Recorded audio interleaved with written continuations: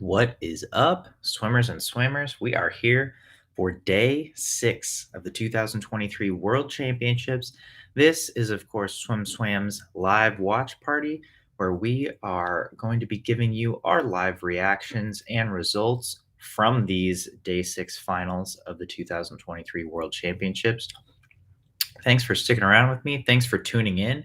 If you are watching live now, let us know where you're coming from in the comments. Let us know what event you're looking forward to the most today on this day 6 finals. So, just to give a little preview and a recap of the prelims, today we saw men's 100 fly, women's 2 back, men's 50 free, women's 50 fly, and then men's 4x2 heats, as well as women's 800 free heats. And we had a couple swim offs. So, men's 100 fly heats, Matthew Temple's top seed at 50.7, 16th. There was a tie for 16th at 51.77. So, 1.01 seconds separates first through 17th place. A few highlights of who did make it in.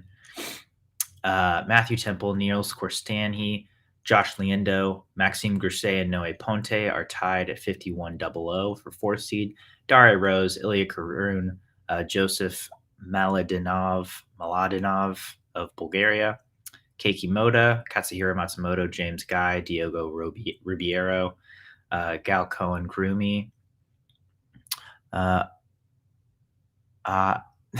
Sorry about that.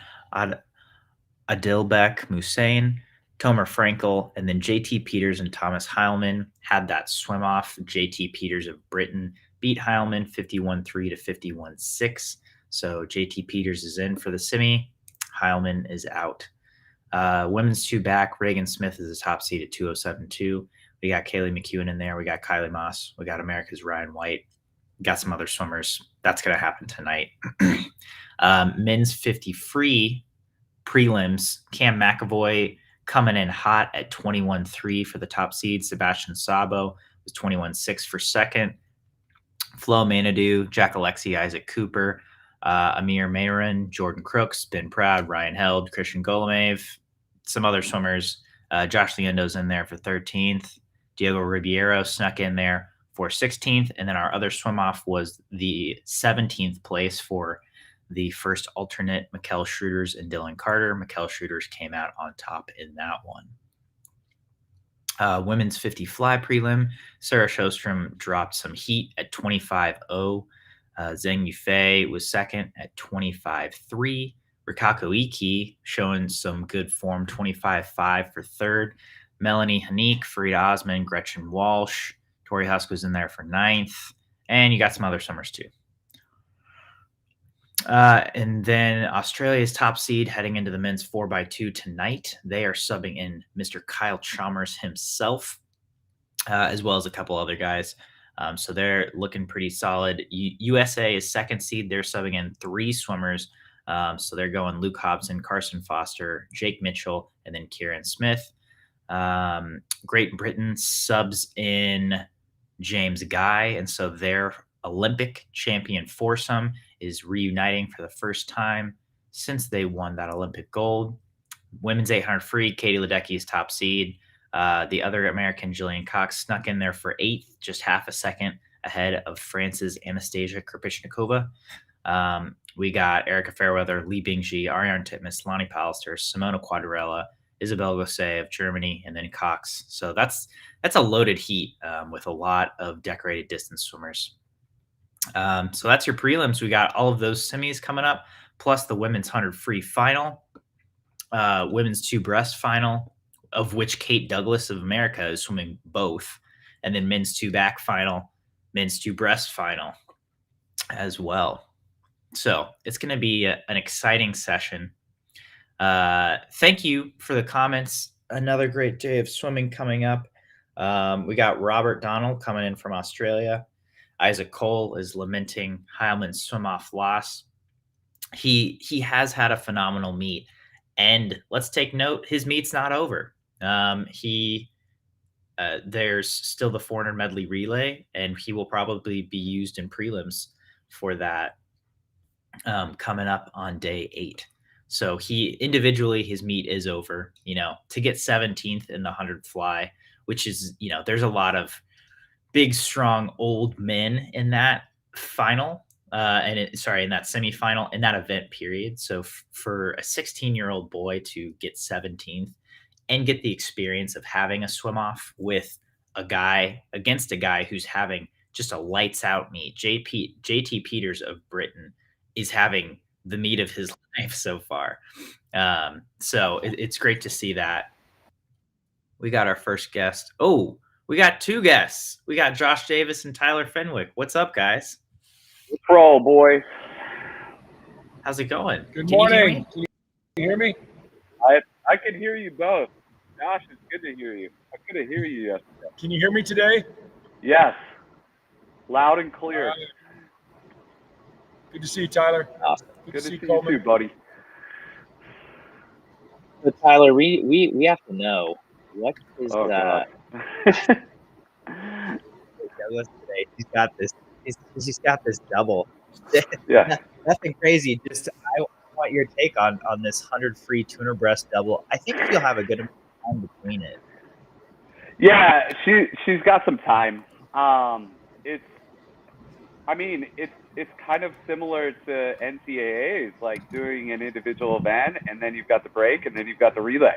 And she's obviously it's a larger stage, but again, she didn't show up this morning, and they told her this is what's happening. She's known about this for a while now, and she's prepared for it. She has a plan. That's awesome. They're marching the women's 100 free out right now. Apparently, Yeah. Rowdy was referencing trolls on the live stream, saying that the sky's falling for the USA, which Okay. I'm glad Rowdy is aware and also brings it up, as a good commentator should. But all right, so Kate Douglas is out there in lane 7. She'll be right next to Emma McKeon, the defending Olympic champion, who's right next to Molly O'Callaghan, the defending world champion. So it's going to be a fun one. Josh, who do you got here? Give me your prediction.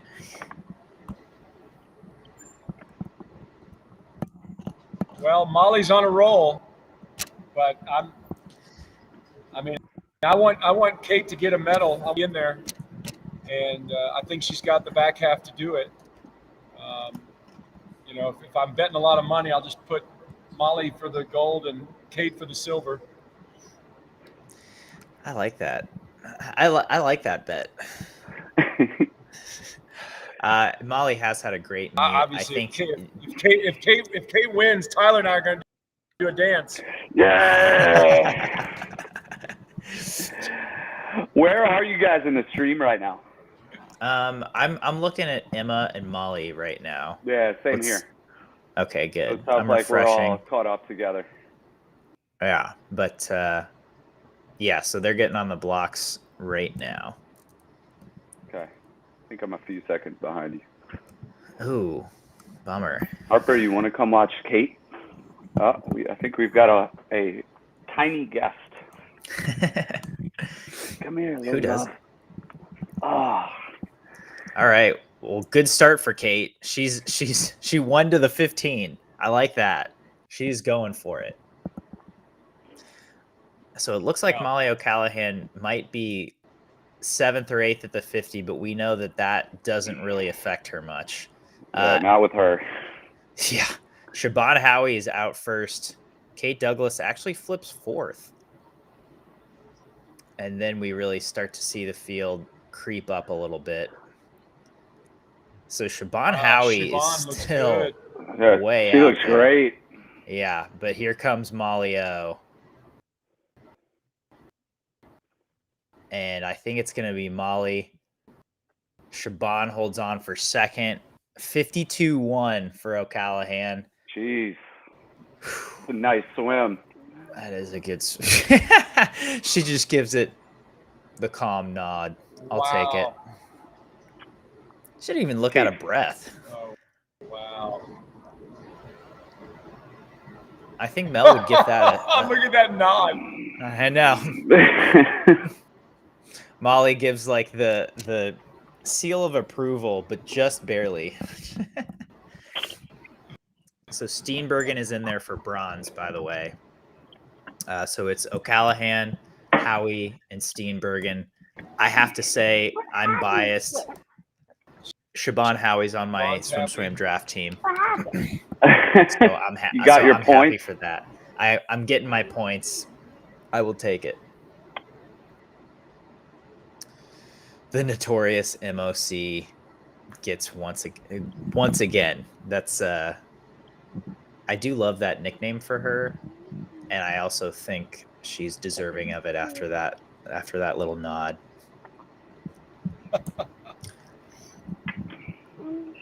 We had there were 5 women in that heat under 53 seconds, which is awesome to see. Kate Douglas was 4th by 1/10. So 52.8 for Kate Douglas. There they are. There you. Yeah, she looked great. Dude, she beat Emma. She beat Emma McKeon by 2/100ths, which is pretty awesome. Yeah, that was a photo finish there for 4th. Oh yeah. I didn't know where she wound up. No kidding. Yeah, they just showed the replay, and you can see how tight that is. Again, 0.12 between 3rd and 5th place.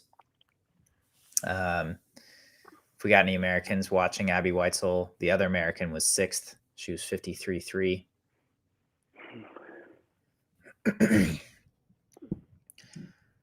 Obviously, you want a medal in every race you're in, but I mean, if you would have told Kate a year ago that she was going to finish 4th at Worlds in the 100 freestyle, I think she'd be pretty happy with that.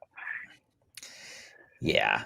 I mean, that's, again, just doing this double is great experience. Yeah. I feel like getting that kind of those kind of reps in on the world stage, and we've been saying it all week. The World Champs is a great meet. Everyone's going to remember next year. Yeah. Yeah. Ian brings up a good point. Did you guys realize that all 4 members of the women's 4x2 from Australia train with Dean Boxall? Gonna have to give that man a raise. That's cool. Wow. That is cool. Tyler, what do you know about the Aussie training? I wish we could. Or Coleman too. What do you guys know about Aussie training compared to ours? I don't know too much about what Dean does. What I do know, without talking to him about it, I know that there's a lot of passion put into his workouts and intensity, and it seems like his kids would run through a brick wall for him, and he would run through a brick wall for them, and that's the magic. That's good. I'd love to get down there sometime. I know Todd would too. We'd love to get down to St. Peter's Western and hang. I bet they eat Vegemite. That's the secret. Says Rhaenys Targaryen. They box kangaroos. Seriously.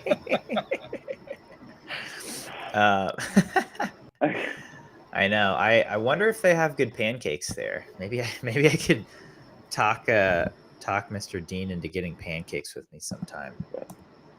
My guess is that wouldn't be a hard sell.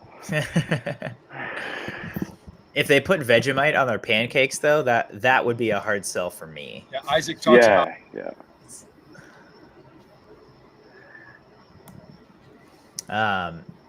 Yeah. So now we've got the first semi of the men's 100 fly marching out. So we saw JT Peters, who won that swim off with Thomas Heilman for 16th. That dude's having a great meet. He goes 51.3 in his swim off to Heilman's 51.6. I can't believe it took 51-7 to make this semifinal. Wow. This event's getting deep.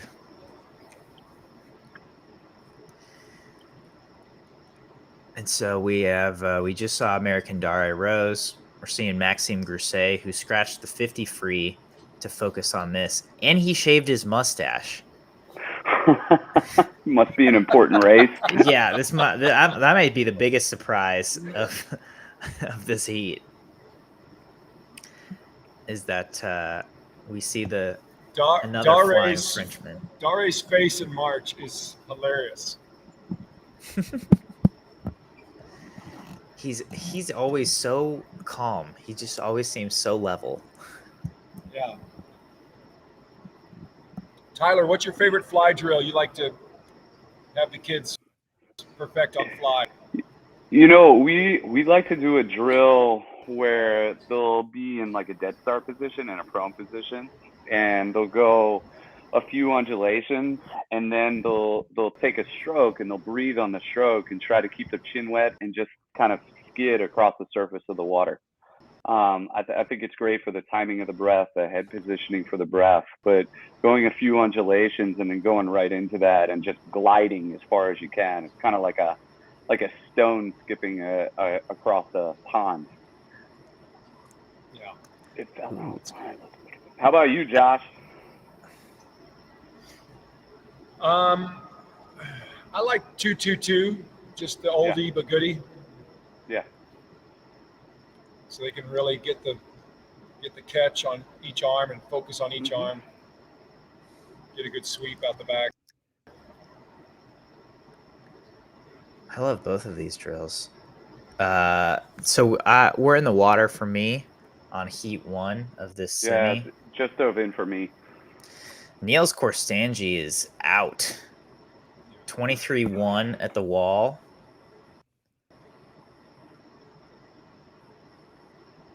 Scared money don't make money, Coleman.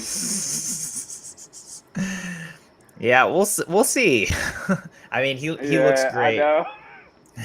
He looks great coming down this final 25 meters. Grousset and Dare are definitely catching up to him. But he looks good. And woo! I don't want to spoil it for you, but Dare Rose. Look at that. Dare looks great. He does. 50.5. Oh, he kept his head. Rose. He kept his head down for like 5 strokes at the finish. 4 or 5 strokes. Ooh. And that was the same with Alexi yesterday. Was it? I didn't notice that. Yeah, he put that head down and charged that wall. It was really cool. Maybe Cal's picking up something from Florida. Or just, don't breathe into your finish. I guess that's Zen Master Dare Rose.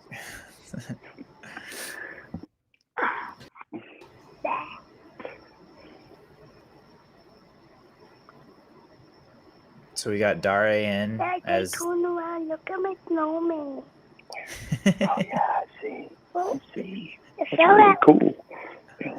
I wonder what the scorpion means on his back. I've been curious about that too. We've been seeing his scorpion tattoo all week. He had a great semi in the 50 fly. He made the final, and I don't know what his scorpion tattoo means, but maybe if I get to talk to him this week, I will ask him about that.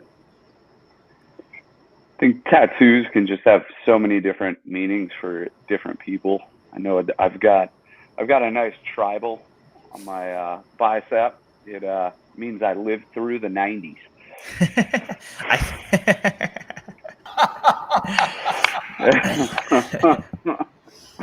I made it. That's right. So we got 50.6 for Grousset. Niels was 50.9. I survived the 70s and the 80s.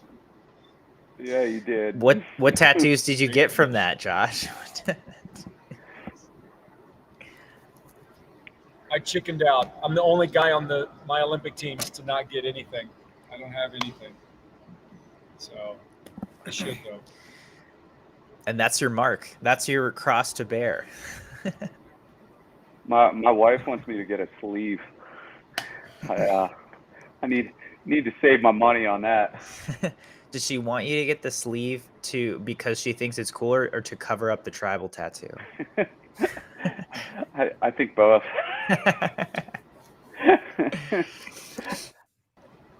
You know what? I like tribal tattoos because I feel like, as you said, they're the hallmark of an era. Yes, And they a very special era. All right, so we got Heat 2 of the men's semis. Yeah, who do we got going on here? Fully marching out now. All right. Matt the Mullet Temple, who I'm a big fan of because he has the most rockin' hair in swimming. Yeah, Temple. He's really good.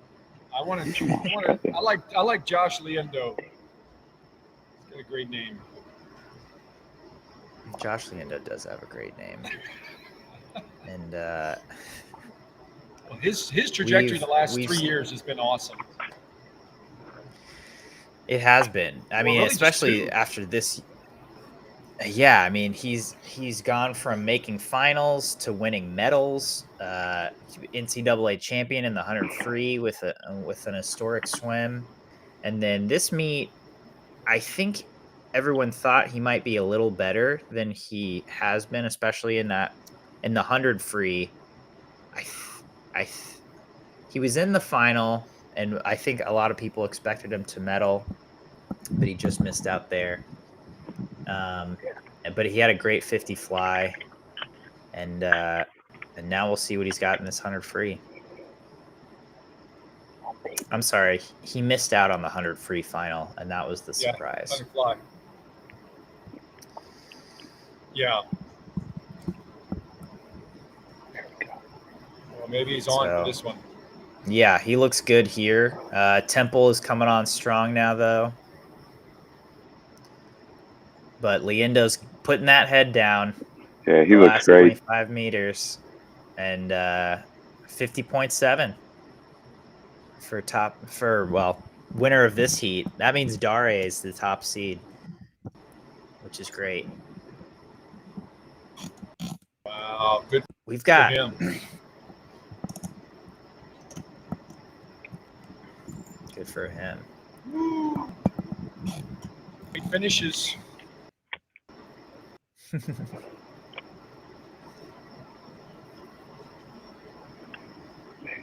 So who started the Coleman, where's Mel today? last 25 yards? Like Caleb.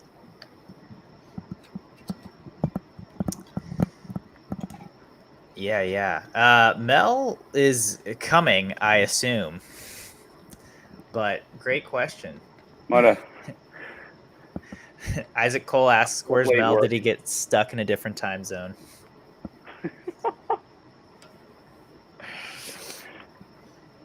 He very well might have.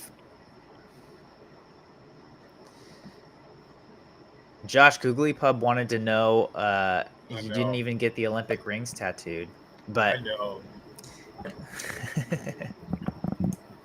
I was poor at the time. There's still time, Josh. Now I can afford it. I should probably go check it out. See, I got to get the guns bigger before I put it on here. I got to get the guns.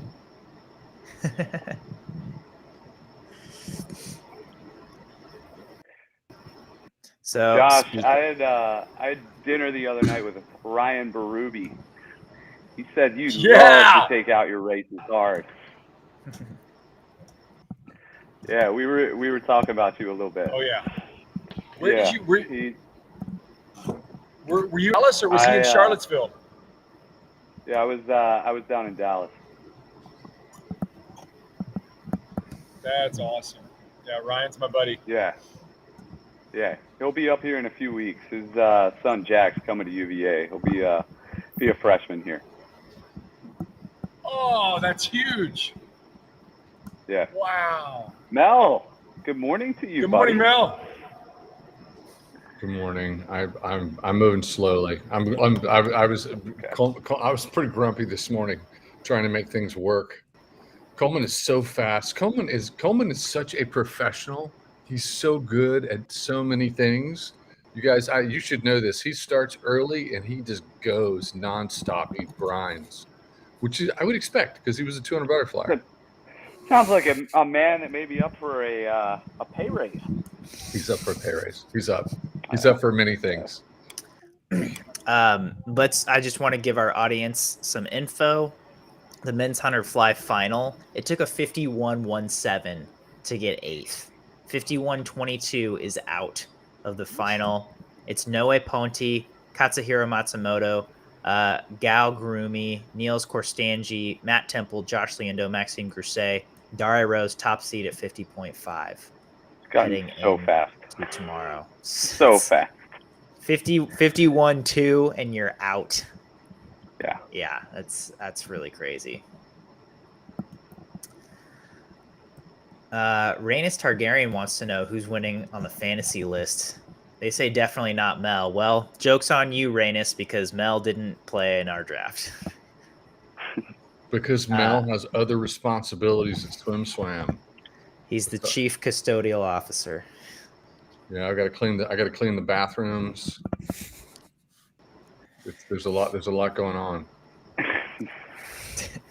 No, but wait a second. It is a good question. So who are you? Is Yin Yin's winning, right? Yeah. After 5 days of competition, Yin Yin is winning. But so far, my team's doing pretty good tonight, and I think Team Coleman's gonna have a really good night. How's Braden doing? Is Braden in last place? Braden is in dead last. I wouldn't even call it last. I would call it a hard last. I think whoever wins should get an interview. If you win, you got to do your own gloating video, and if Yin Yin wins, you have to interview her and let her gloat. Yin Yin's flexing all day on Twitter. Yin Yin deserves to flex.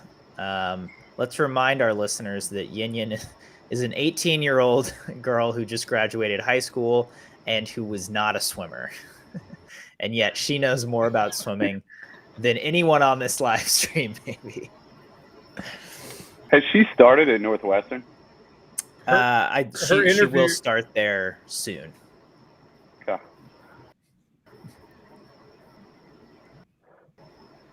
What was that, Josh? Was she on your addiction show the other day? Yes. Yeah. She's funny.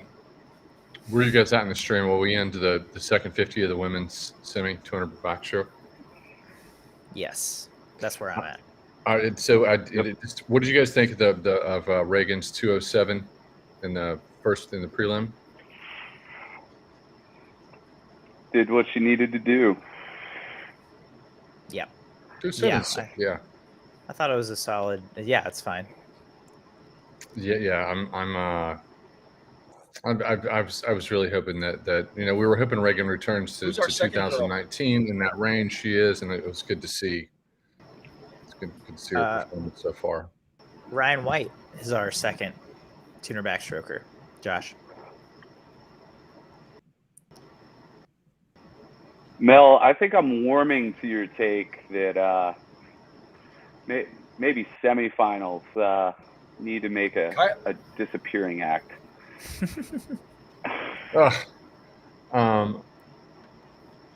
No, it's just a lot. I just think it's a lot.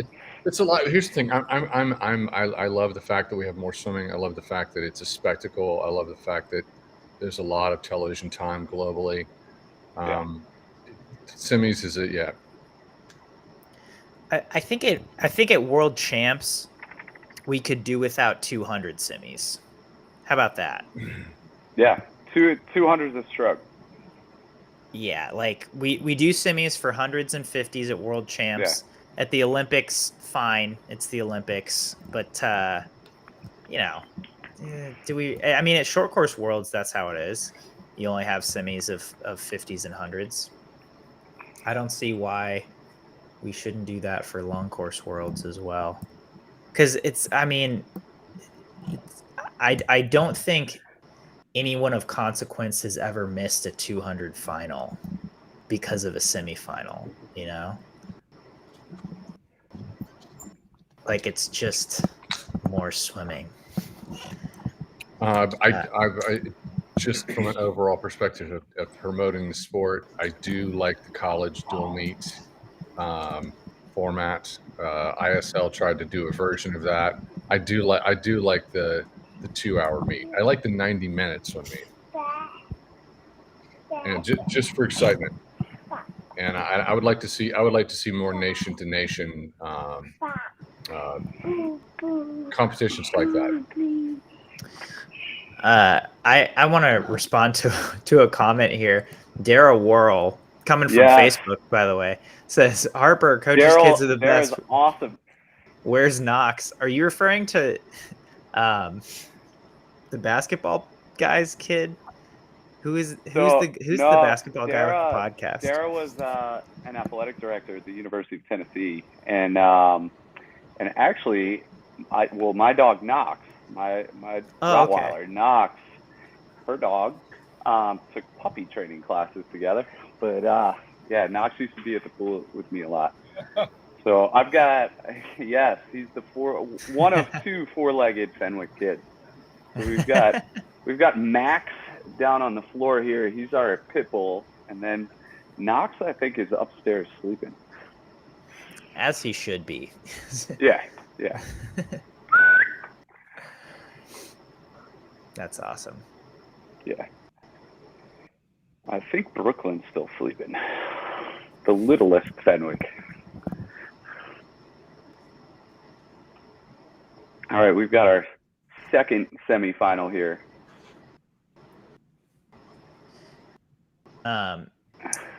Sorry, I listened to so that threw me off because JJ Redick, the basketball player, has a child named Knox. I listen to his podcast. So does Lane Kiffin. And yeah, okay. So I was like, wait, what? I don't, Dara, I'm impressed too. It took a while. So Ryan's been training at NC State. Right? Out of my system.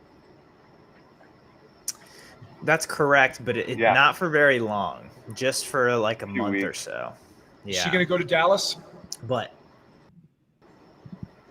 I would think not, just because. So if you don't know, her coach at Alabama, Ozzie, just took the head women's coaching job at SMU in Dallas.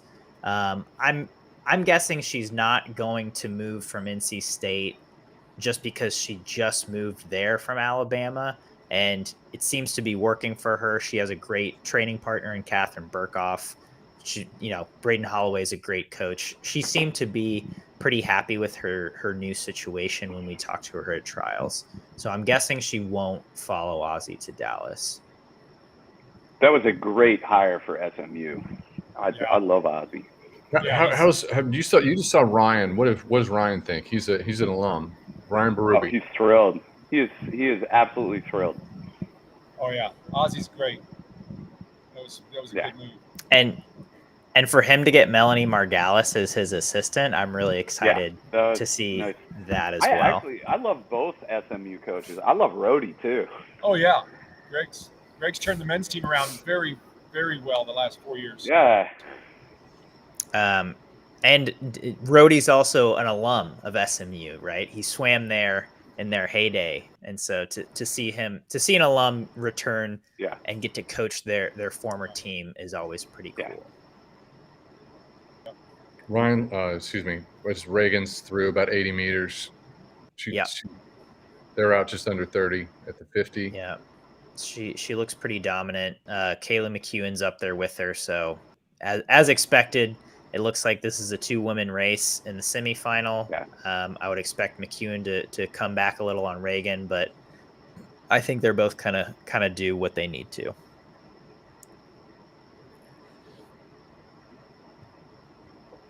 I wonder how day 6 feels compared to day 3. Day 6 of World Champs compared to day 3 of NC2As. Is it the same thing where you're feeling like carbon? You're just feeling like just numb. You can't allow yourself to do that because there's still 2 days left. I don't think so. Because we'll have one event a day. We're getting lots of massages and good meals and good naps. And this is a lot shorter than 9 days next year. I know. Wow. Don't remind me.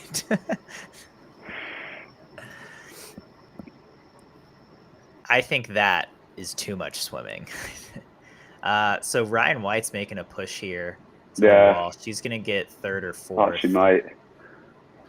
So she gets fourth. Reagan's first. McEwen's second. Bernat of Poland gets in there for third. Good for her. Wow, Reagan's head does not move. I like how when Mel... Dude, I could never do that. I don't understand backstroke. It is the most foreign feeling stroke to me. I loved backstroke. Oh, yeah. I loved Why pulling is on the that? lane line in backstroke. Why did you love backstroke, Mel? Because it was butterfly on your back when I swam it. If David Burkhoff were here, you'd know. Because everything was underwater and there was no 15-meter rule. No, but I'm just talking about like the stroke itself. No, I loved it because as a kid, I reached a point where you got to a point where you could lay your head back, you drive with your legs, you had that kind of core power, and suddenly it got turned on. I was third at NC2As and the 100 back. I swam like the 100 and 200 back all through, between 13 and 18. I swam it at like, I always swam it at shave meets. But to me, I was pretty good at it. So I'm close enough to see someone like an Aaron Pearsall who looked like an artist. And I was close enough to understand just how beautiful and what he was accomplishing, that kind of mastery. That guy was, what he did was pretty beautiful. But and I've been friends with backstrokers forever. Back to Ray Carey, I've been close buddies. Mm-hmm. Ray Carey, 1984, gold medalist, 100 and 200 back medley relay. For anybody who's not old enough to figure that out. So, interesting bit. We just saw the top 8 for the women's 2 back pop up. So Zhu Wei Peng of China is top seed. Reagan is second. McEwen's third, meaning that Reagan and Kaylee McEwen are not going to be next to each other during that race, which could be a factor in how they swim it or just what happens. Ryan White got in there for 7th. So good. It's interesting. She had a nice second half. Here's the thing: if you're Bob Bowman and you're talking race strategy with Reagan, what is he going to whisper in her ear for that 200 back final? Because this is not about time. This is a race. We're racing for medals. Pointing to you guys. Well, I think that she needs to trust her training, one, and there's been a plan in the training, every practice, every day, and needs to follow that plan. But I think another thing we've learned is you've got to take some risks too. So my guess is she's going to get out after it. No safe money. Is that what you're saying? Yeah. Scared money don't make money, Mel. Scared money don't make money, Mel. No, it's yeah.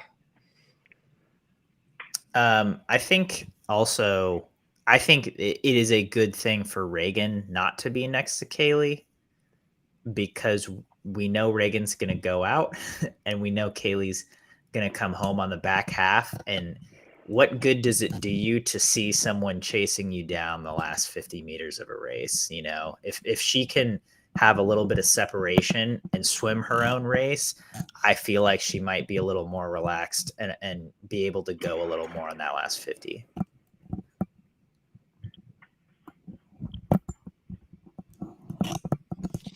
Yeah, but you have to get out and get high in the water. She's going to have to be out fast. If you're not aggressive on the front end, if she's not aggressive on the front end, she's going to. you've got to be aggressive at a world championship level. If you're not, and you start off low in the water, I think you're in trouble. Mm-hmm. She's got a lot of raw speed. If I She was does. rigging, I'd get out quick and hope she's not going to see me. Yeah, I mean, I agree. I'm saying the same thing. That's why I think it's better that she's separated from Kaylee. I like when Mel leaves, you just see his gold medal in the background. Oh, Josh, we've lost your audio again. We can see you, but we can't hear you. I think he's going to start writing practice. Maybe no. Okay, he's got to go. He's going to start writing practice. Bye, Josh.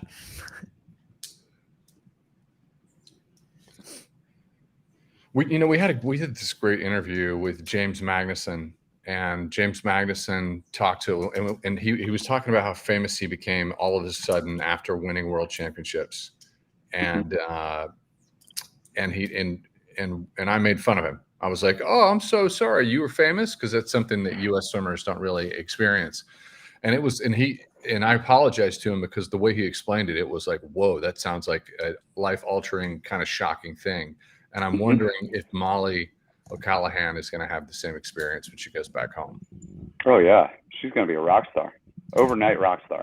And the way we did so many podcasts with James Magnuson because he's such a cool dude. We talked to him for about 4 hours, and so I wonder what that's going to be like for her, and what that's going to. Molly O'Callahan was a world champion last year. Yeah, but it's like this. She is a superstar now. I don't know. Like she's pretty well known last year. Pretty well known last year, but she won a world title. I would say that this is a. I mean, she was a favorite. She had that little knee injury, but coming into this meet, she was a favorite in 2 events, and she delivered. But I think it's I think it's different if you're an Olympic champion versus a world champion.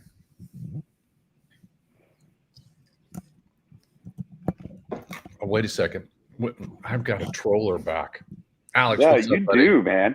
Alex, come on, bud. How can we just be? How can Alex, I want to ask you a question. No, tell us a little bit about who you are. How old are you? Give us a little background here. Just a little background, Alex. How old are you? Ow. Break it. Are you a swimmer? Did you swim backstroke?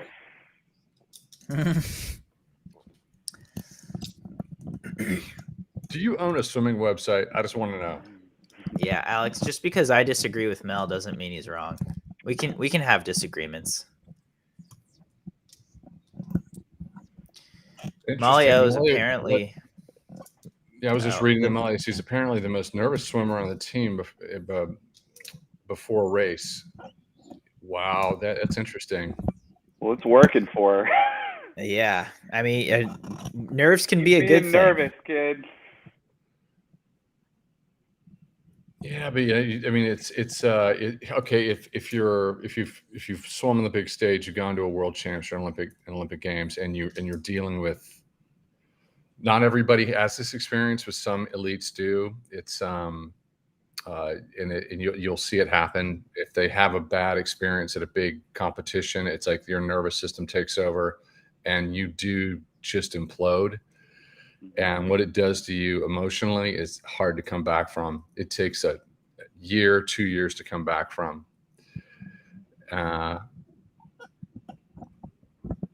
Managing your stress is vital. I got my butt handed to me in 1988. I was ranked 2nd in the world and got 5th, and I think it took 2.5 years before I could get back to swimming where I was, just because of fear, just because of nerves. Mm-hmm. Wait a second. Alex says he owns Swim Outlet, buddy. I've known the owners of Swim Outlet since 2006. I'm not sure you're in that co-founder group. just saying. He also says Well, he obviously said he thinks you're wrong a lot. Let's point out something that you were right about.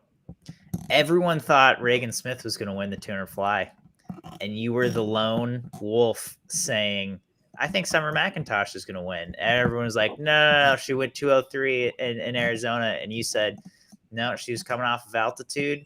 She was at her home pool. I think Summer's going to have a great swim, and I think she's going to edge her. And Summer McIntosh won the 200 fly. Yeah, but it also should be said that I have a conversation with Coleman and Braden before I make any prediction. And then I put my little special sauce on it, which is, oh, yeah, and it's going to be a world record.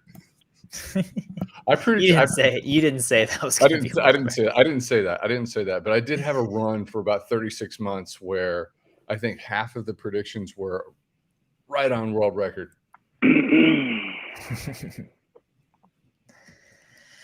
All right, so we got the first semi of the men's 50 free marching out.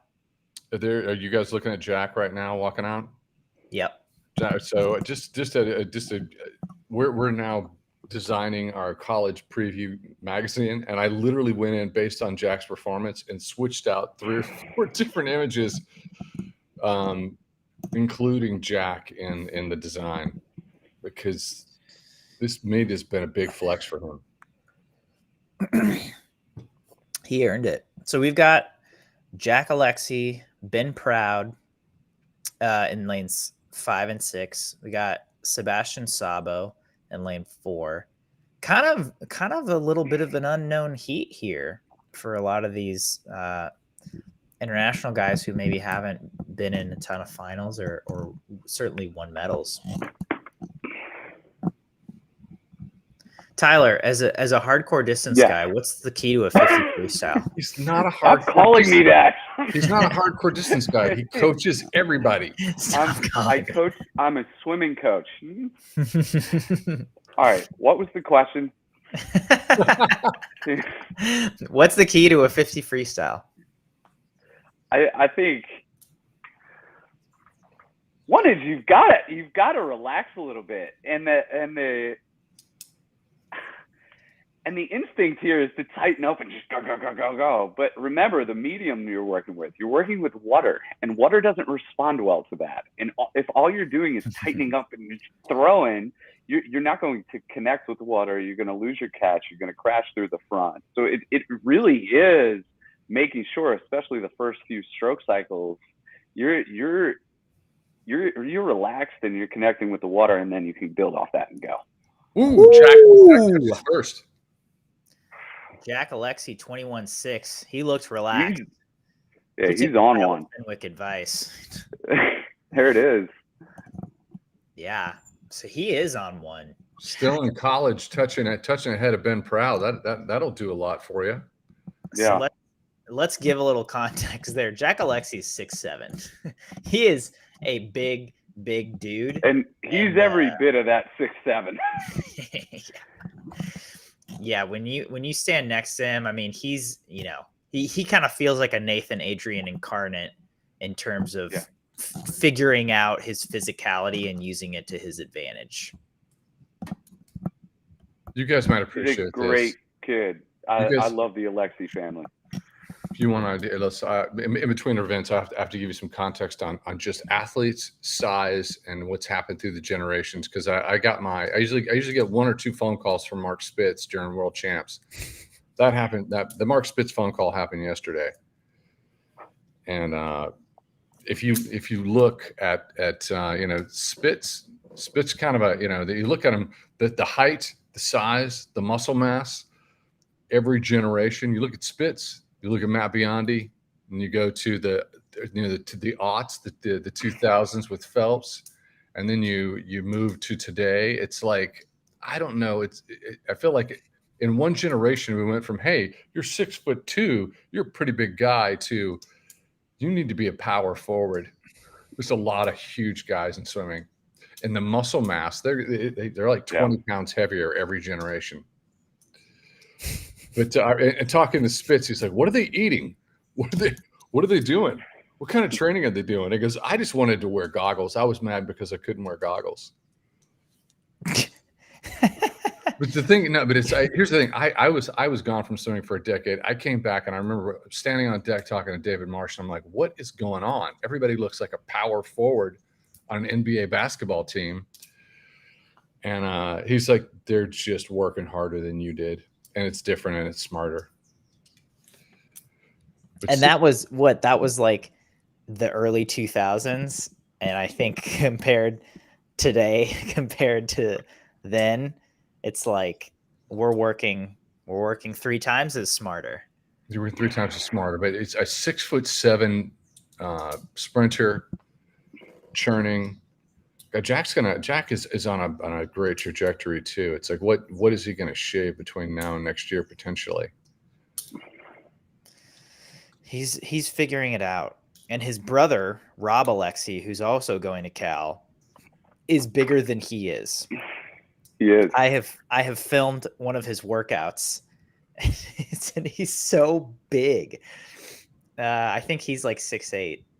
He might be 6'7" too. I don't know, but So we talked about this yesterday a little bit. Just the facts, talking about Olympic red shirts, and do these.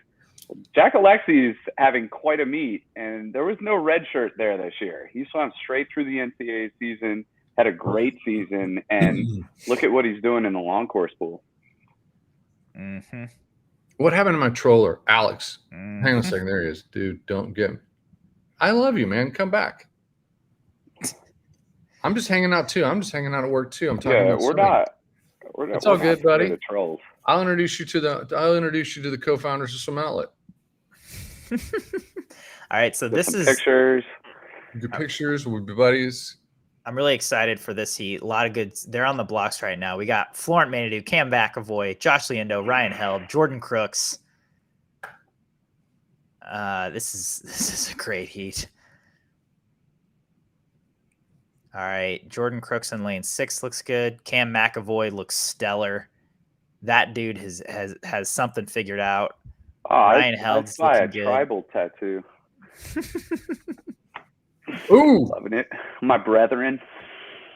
Ooh, Isaac Cooper, the Australian, in there for second as well. I love that kid. 21-25 for Cam McAvoy. He's happy about that. Yeah, I wonder who somebody was just looking at our comment or someone said, like, McAvoy, not a big guy. How tall's McAvoy? 6 feet, 6'1"? I'm not sure. I've never seen him in person. He's skinny. He looks kind of tall. Ryan Held was 5th in that heat. I don't know what he went. He doesn't have a lot of emotion on his face right now. He doesn't look stoked.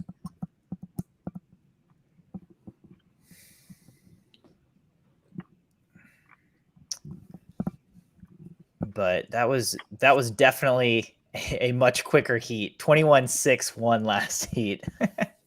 21-2 is the winner in this heat.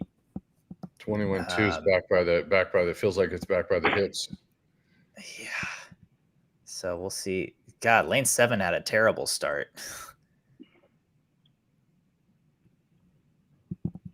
I was hoping. So it looks like Liendo is 8th. Looks like Held tied for 9th. Ooh. With Here we go right here. Vlad Bukov. Yeah. 4/10 of a second, nearly half a second on the field. Jordan Crooks 21-7. I was hoping Jordan would pop off something kind of fast. I mean, 21-7's kind of yeah. He's got finals. He's got finals. I think he's learning. Oh, Held 9th. So Held's tied for 9th. Florent Manadou misses the final. That's a little surprising. Is 49 years old, man. It's impressive. What? He's not 49. How old is Florent? Florent's got to be, what, 32, 33? That's correct. He's 32. He's 32. He's a year older than I am. Did anybody take a breath in that 50 in the last 3 heats? The last 2 heats? I'm not sure. You can't really see out of all the splash. No. No, there's no breath. You don't breathe. Nobody breathes. So 21-8 to make top 8.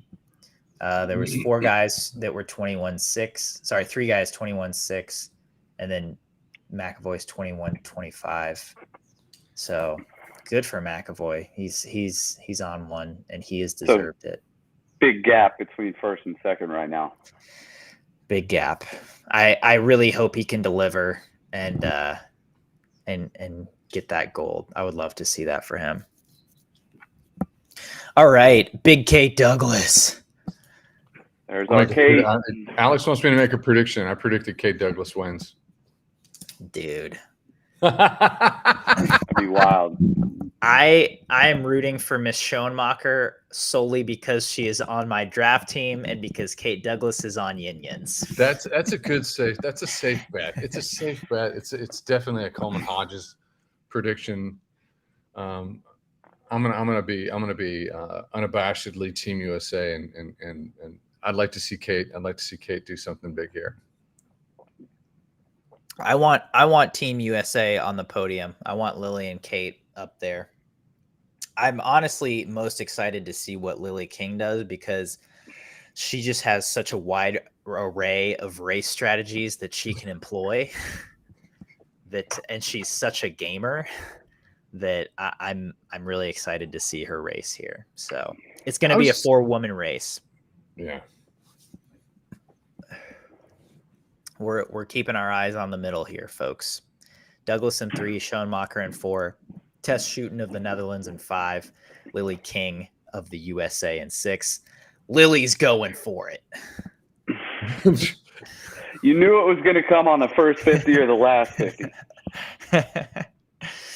Well, Lily is my favorite person to watch swim a tuner breast because she's the only one who can seemingly successfully go out on the first 100 fast, relax on the third 50, and then bring it home on the last 50.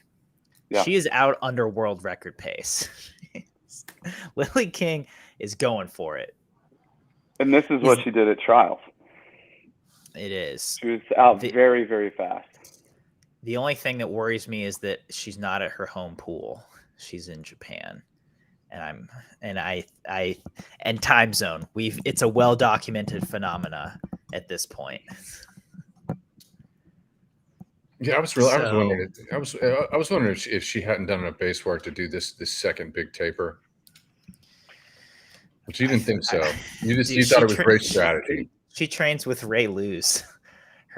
I don't doubt her base. Dude, Ray Luz was my roommate on the national team. I know he's hardcore. So you think, she's absolutely got the work done. She ebbed off in that second 50, and you think she's pulling up her race strategies to definitely pull up in this third 50 and then try to drive it home.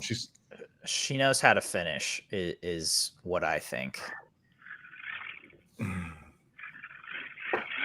So Kate and Lily are running 3rd and 4th right now, with Schoenmacher in 1st and Tess Schoten in 2nd.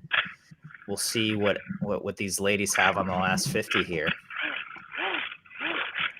So Kate is looking really smooth from this bird's eye view. She's kind of edging up there. Schoenmacher looks in control in 1st. Tess Schoten looks like she might be fading from 3rd to 2nd. Douglas KD is charging. Boom!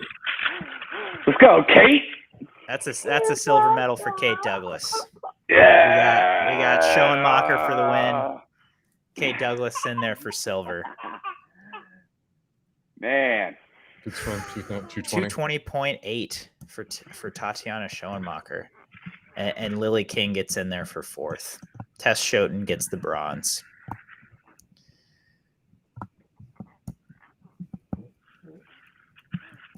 Kate Douglas.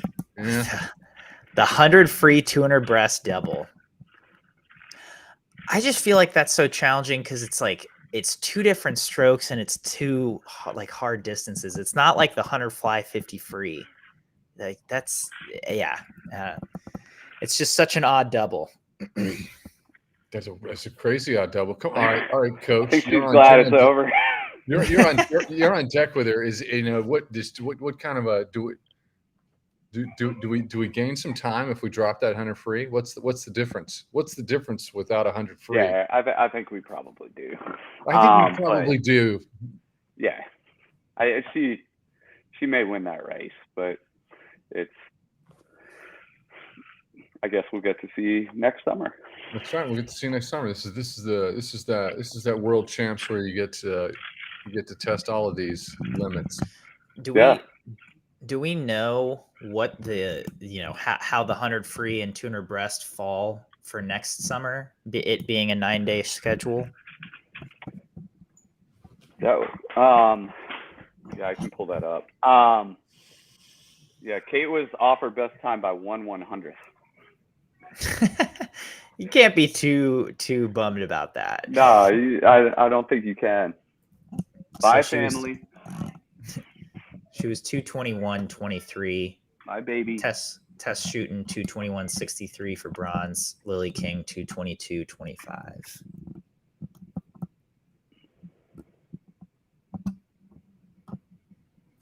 Yeah. Wow. I like that close. Yeah. So what's going to happen in Russia? Didn't somebody great question set the world record at the 50 back yesterday? Did they? He did. Clement Kalashnikov. Well, I world think we record. know what's going to happen today. Then you had the 100, you had the 50 today. Like, it's going to be something fast. Yeah. Yeah, we'll see what Evgenia Chekhanova is able to do. The current world record holder at 2:17. I guess I was wondering if FINA was going to show that, like if they had already ratified it, but it looks to be ratified. It's in World Aquatics is, it's down as the world record. So that is official. 2:17.55 was Evgenia. I haven't dipped into the SwimSwam comment section on these races to see if anybody's calling anybody out for PEDs. It's definitely an interesting situation seeing Russia's at a Russian meet where there are only Russians breaking world records. More Russian world records in their 48.5 meter pool. I think that's the running joke right now, is that it's just a 49.5 meter pool or 48. Yeah. I here's I don't like swim meets without the Russians. It doesn't feel like swimming. I feel like we need to have them. But yeah, I would like to see them back in competition under an actual neutral flag, not a Russian Olympic Committee flag.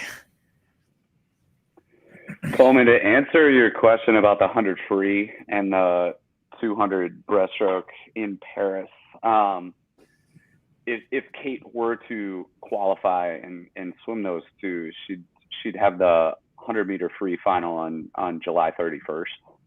Mm-hmm. But she would also have the heats of the 200 breaststroke and the semifinal of the 200 breaststroke. The final would be the next day. It'd be on August 1st.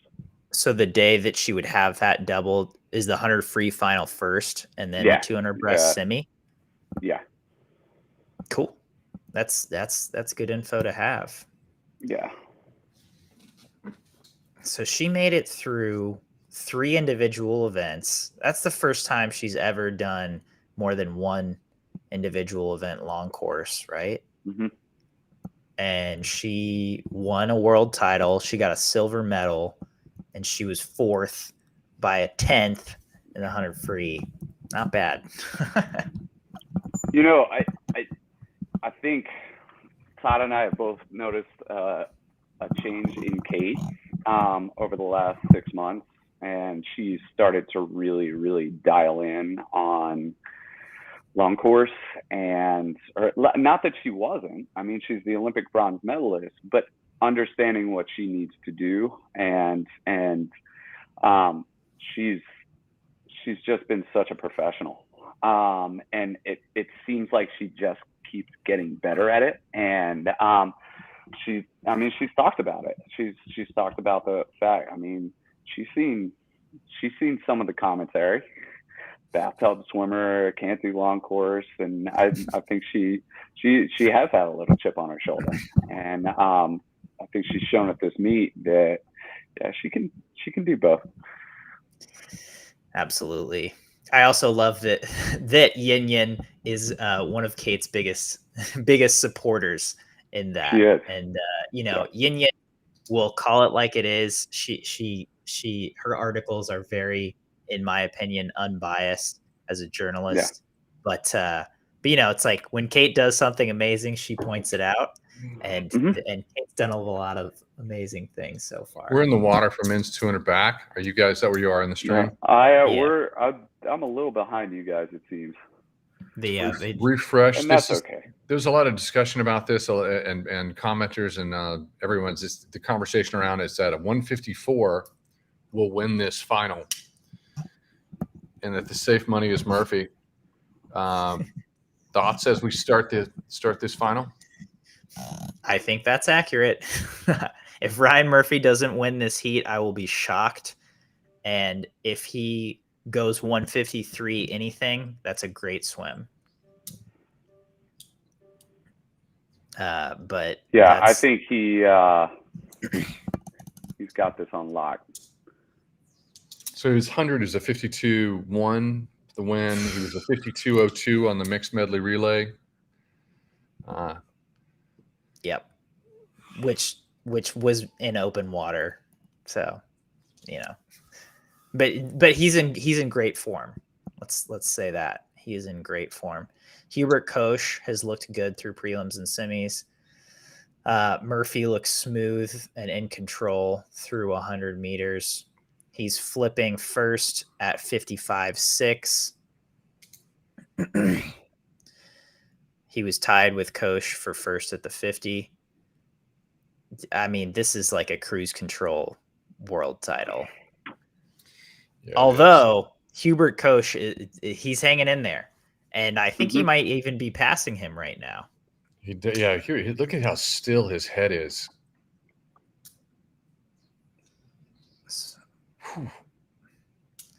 So Ryan Murphy probably can't see Koch. He's about 0.2 behind him. He has a great last underwater. And it looks like Koch is making a push and might just take that world title. Yeah, Koch is he's pulling away. Swimming away from it. He's swimming away from him. Whoa! He's pulling away. He's out of a big swim. Let's remember he's trained with Bob Bowman this past year. 54.1. There you go. And Murphy is 54.8. That was a big last 50. Ooh. There we go. Celebrate, buddy. Another Bob Bowman swimmer. Another Bob Bowman swimmer. That's it. They have the biggest concentration of talent on the planet. Look at Murph. What's going through his head right now? I think he's like, he had to be aware of that. He had to be looking at him. I don't know if he was aware of it, but it's like, it's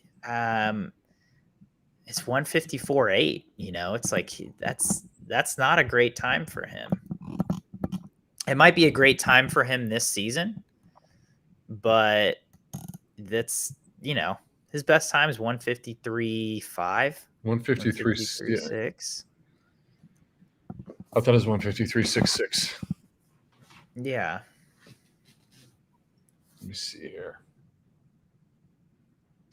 And we never know what's going on with an athlete. We never know where Murphy is at in the 100 versus the 200, how he's feeling today, what happened to him between breakfast and now.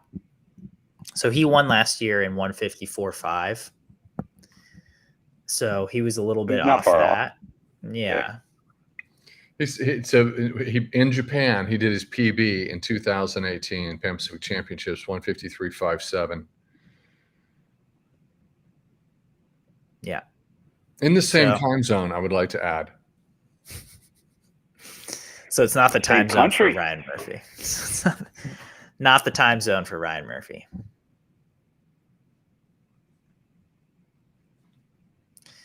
Isaac Cole says Bob Bowman stopped training all these gold medal winners from France and Hungary. I disagree. I think Bob Bowman should train all these swimmers and make swimming a better sport worldwide.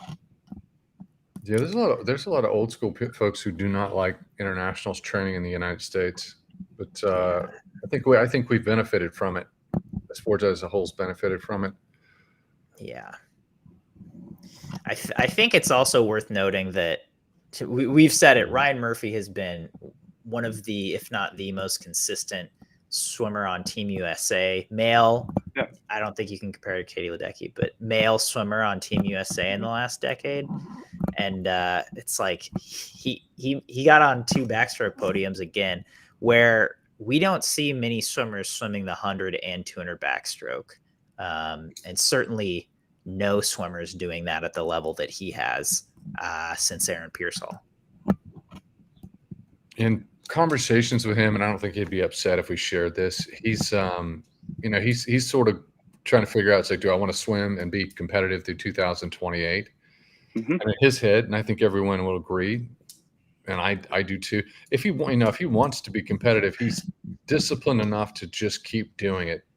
Yeah. Keep turning it in. Absolutely. Always staying in the hunt, always staying in the medal hunt. And but he's also a smart guy and is wants to begin his life as an adult. And the question is, do you go to the 2028 Olympics in a limousine and make appearances as a big star, or do you go there to win medals? It's a tough decision to make. Yeah, I mean, especially with the young guns that are coming up, it's like it is incredible that he has stayed this good in the 200 back this long. To me, Mel, like, I think that's going to be hanging over a lot of U.S. veterans, because like we talked about the LA Olympics in '84 yesterday, and it was a show. It was a spectacle. It's one of the greatest Olympics. And 2028 is going to deliver it. I think there's going to be a lot of U.S. vets. It's not just vets, like just swimmers on this team that are wondering, should I keep going? Like, we're gonna have a change over. I feel like we have the Phelps generation, these kids who grew up just watching Phelps, and now we're seeing the 15, 16, 17-year-olds starting to sneak on the team. That's the new generation of stars. JL just commented that Ryan on the Peacock interview, Ryan Murphy on the Peacock interview, said he couldn't see him. So he could not see him, and he thought he was in the lead. He thought he was turning in a race to putting his hand on the wall for another world championship gold. I'm wondering if he had turned on the going into the 150 wall, if he had turned the other way, if he would have seen him. I don't know if on a backstroke, going into a backstroke flip turn, if you can see 2 lanes over, but I wonder if that would have made a difference. But yeah, that's not surprising. So we got women's semifinal number 1 of the 50 fly. got a Walsh in there. God, we got a who in there. Yeah. Gretchen Walsh in lane 3. She's right next to Zhang Yufei of China in lane 4. After getting to interview Gretchen after her 100 fly final, I believe. Yeah. I'm really excited to see her 50s. She seemed geared up and ready to go for this 50 fly and 50 free coming up at the tail end of the meet. Yeah, I'm excited to watch Gretchen here. I'm also excited to watch Tori here. Yeah. Actually, I saw a video yesterday, a slow-mo video of that exchange between Nick Fink and Tori. And Tori, if she had just gone through and dove in, she would have false started. She came to a complete stop and then dove in. So I think we need to look past that. Had she gotten a normal start, she would have been 56. No Really? doubt. She had zero momentum going into the pool. Zero. Interesting. Yeah. I didn't realize that. So did Fink have a weird finish? I think it was just timed a little poorly, and Gotcha. and it happens from time to time. But yeah, all right, nice one there for Gretchen. Yeah. But I think that Tori's taken a lot of heat for that, and it's not deserved at all. That was, I mean, you get so much momentum when you dive into the water off of a relay start, and she had none of that. And you know, she did the best that she could without that rolling start. It was pretty amazing. Like both feet just stopped on the block, wow. and then she went. Wow. Yeah, that is amazing. And I agree with you. I mean, even if a swimmer has a bad swim, it's like, take a break. People, we're humans. This is not linear, as you have said a couple times on this, Tyler. Well, so toss that's me important context. Sorry, go ahead, Mel. Yeah, no, to Tyler, you just saw this 50 fly. What do you think? Yeah, I actually, I'm watching the replay right now. I think Gretchen got a great start. She just looks really, really strong in the front.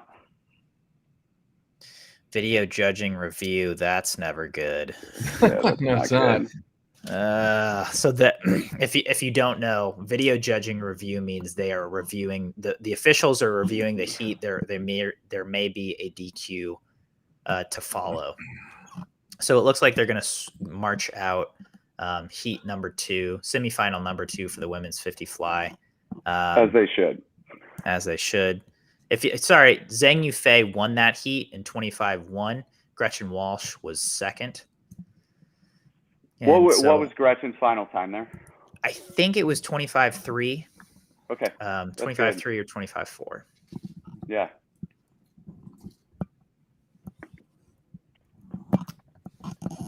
So, yep, and now they're marching out the second heat. We got Tori Husk coming out right now. She was 25-9 in semis. In prelims. I think I figured out who my troller Alex is. I think Alex owns a retail business in Europe, and he's young, and it's actually quite successful. If that's true, Alex, prove it. If that's true, you have to tell me, Alex. No, I mean that's fair. That's the rule. Alex is using his full name. I actually think it's who it is. I respect that. It's a pretty cool company. If that's the case, I'd like to know. Nope. No, okay, never mind. Well, okay, what do you do? Are you like? Wait, let's all guess what Alex does for a living. Trades cryptocurrency. Trades crypto. You're a crypto trader. I work for Steve Balboni out of New York City. I don't know what that means. Do you guys know who Steve Balboni is? No, I'm Googling it right now. Yeah, Steve from Long Island. Steve. All right. Balboni. That sounds like such a New York name.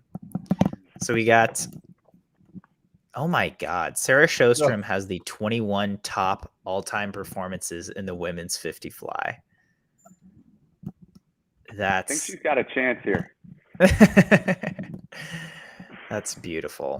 What a legend. No kidding.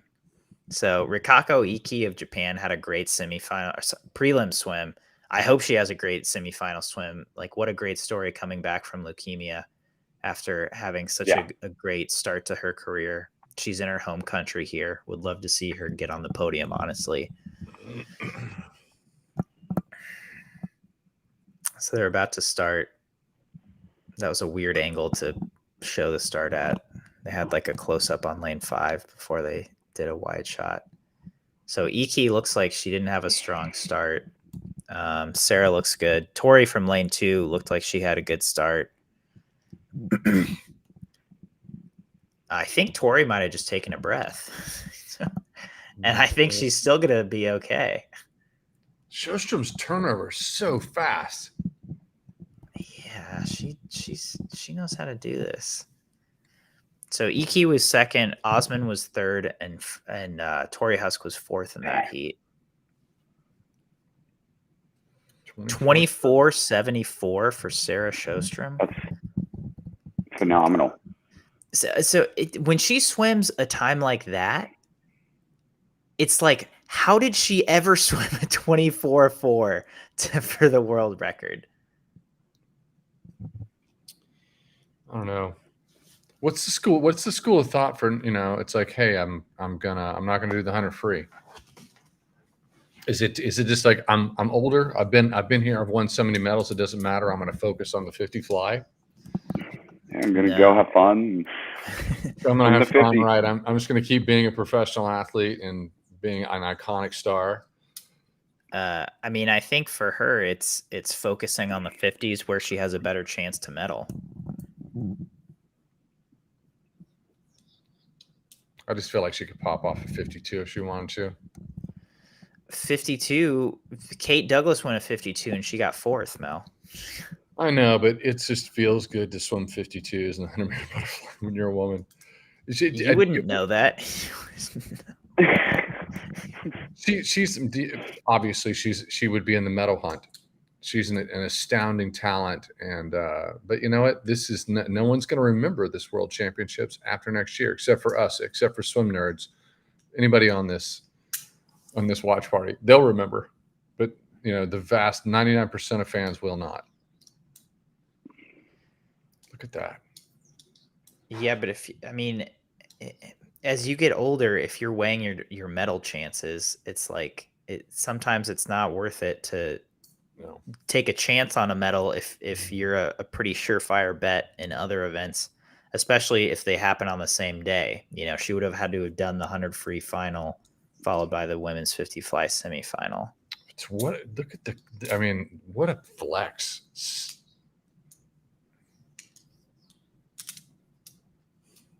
4/10 over the second seed. Gretchen in there. Gretchen. I want to see Gretchen on the podium. Same here. I want to see Gretchen on the podium. Look, she's got the nicest parents in the world. Yeah, the Walshes are awesome. Yeah, they're Mr. and Mrs. Walsh are pretty cool. Yeah. Yeah. Glennis. Tori Husk got in there for 7th, by the way. Frida Osman 6th. Iki is 5th.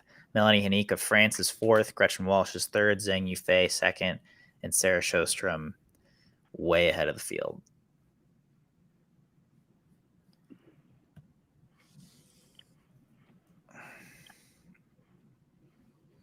All right. Alex, you're back. Are you trolling me just so that we'll talk to each other? I think he's trolling you because you didn't seem to understand why she was not swimming the 100 freestyle. Did she lead off their 4x100? Dave Rollins is checking in.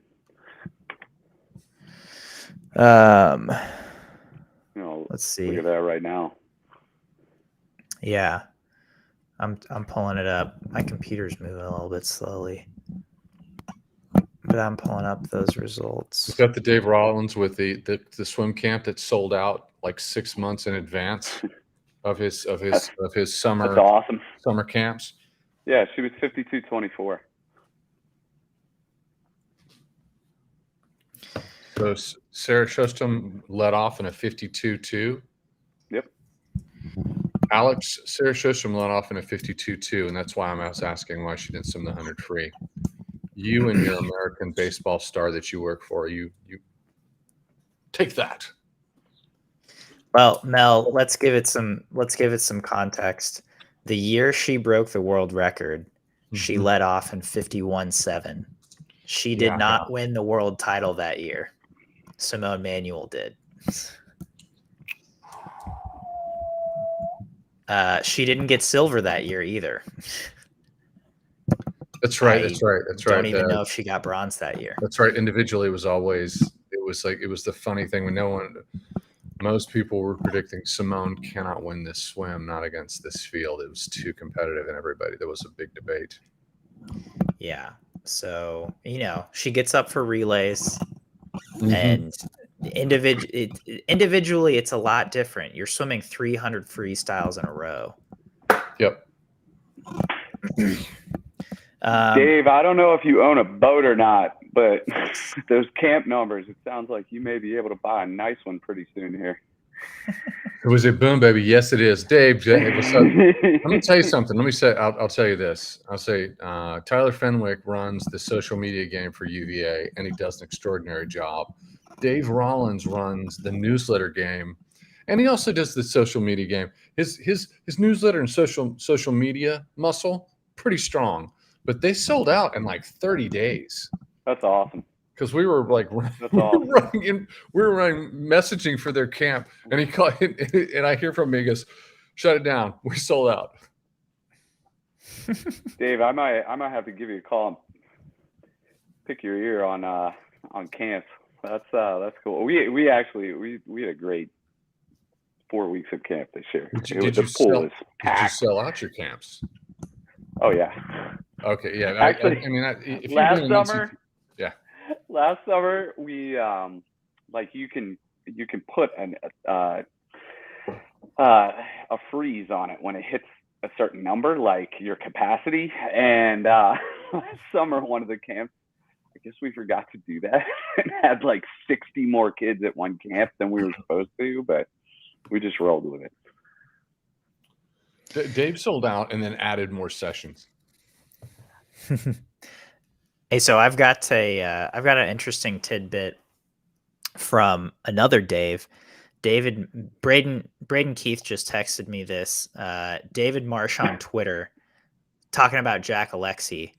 Jack's mental toughness showed this last year when he stayed after Coleman swim practice daily to work on the areas he needed to improve to be world elite.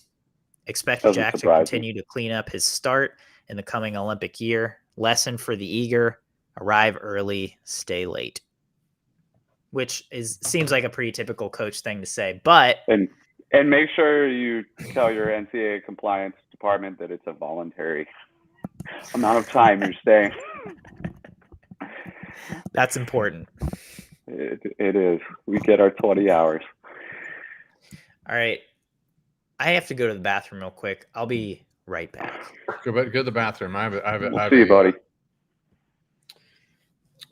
Tyler, just everybody worries about Team USA and what's going to happen rolling in. It seems like we always have a little bit of a challenge at World Championships before the Olympic year, and in particular, I guess everyone's a little bit insecure about the men's side, and because we've had this huge run 2017 to 21 with Dressel. And Dressel took time off for mental health. He comes back, and we see him swimming in C finals at U.S. Nationals, and we're like, "Where's Team USA?" We keep looking for stars, and then we have a guy like Jack pop off. How do you feel about that men's final? I think the most exciting race is U.S. Olympic trials. Those top 8, who gets in the top 8 at U.S. trials? Because I don't watch 1, 2, 3, 4. I'm watching 5, 6, 7, 8. I'm looking at who's making the team. I think obviously there's been a changing of the guard, and I think it started 2 years ago at the Olympics, and it's continuing. And I think that a lot of people left the sport during COVID, and it's time. It's the younger generation's time. And how many people on this U.S. team, is this their first big international meet? It's a lot. And we will have people coming out of the woodwork at trials. We will have young stars. I think the focus is always on the Olympics, and that is what the the target is, and to get this experience right now in Fukuoka, and to be able to, I mean, to have people getting on the podiums.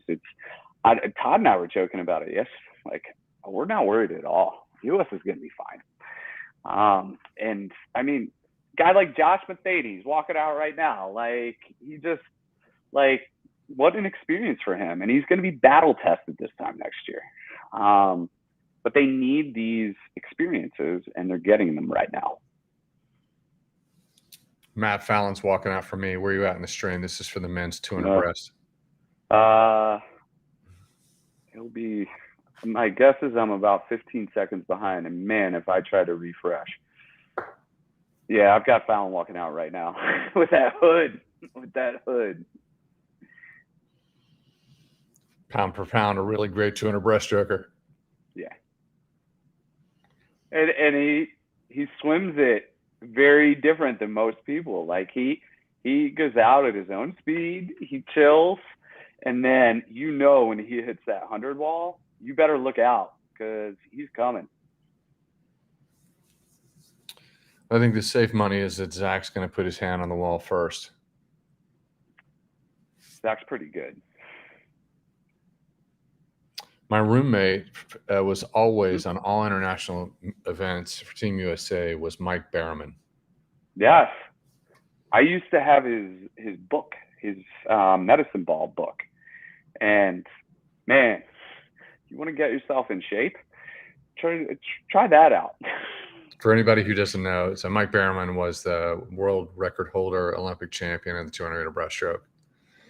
And 2 years in a row, he was the USA Swimming named him Athlete of the Year because he would consistently break the world record. And I always run with breaststrokers. Even in college, I ran with the 200 breaststroker. Well, you're speaking with one right now, and my yards time was about as fast as these guys' long course time, but yeah. Mel, going back to your point, I really do think we miss Caleb though, and I hope he's doing great, and I know he's ready to get at it, and I guess the world just found out yesterday he's going to be a dad, that'll change your life, but seems like he's in a really good place right now, and I'm excited to see what he does this time next year. Yeah, you start to become an adult. You put your life on hold for this sport. It's off a little bit weird. Mm-hmm. And yeah, he'll be back. He'll be fine. Whoa, they are way ahead of the world record line. I'm about 15 seconds ahead of you. 0072. You know, he's the speed man. Yeah, no kidding. That's I shouldn't be surprised. But the question is, can you hang on to that? Whew. He is in command of this heat. He's got a body length on everybody. He's just been amazing this meet. That's something Adam Peaty can't do. He can't do the. It's hard to do the 100-meter and then the 200-meter. So is Stubblety Cook going to be able to run down Ken Hai-young? So he's starting to make his move now. There he is. I don't know. I don't think so. Ken, I do think so. We'll see though. Matt Fallon's in lane 3, so Matt Fallon gets to run everyone down with Stubblety Cook too. He's too high in the water. This isn't now. I don't think he's going to run him down.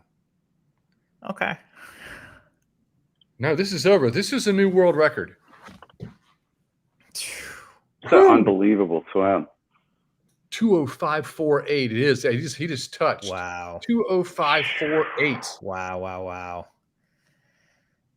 Ken Hai-young, world record. Stubblety Cook second. Man. Fallon gets in there for third. Nice. Penn Quaker. And we thought the 100 breast was tempoed impressive. Up that last 15. That was awesome. We thought the 100 breast was impressive.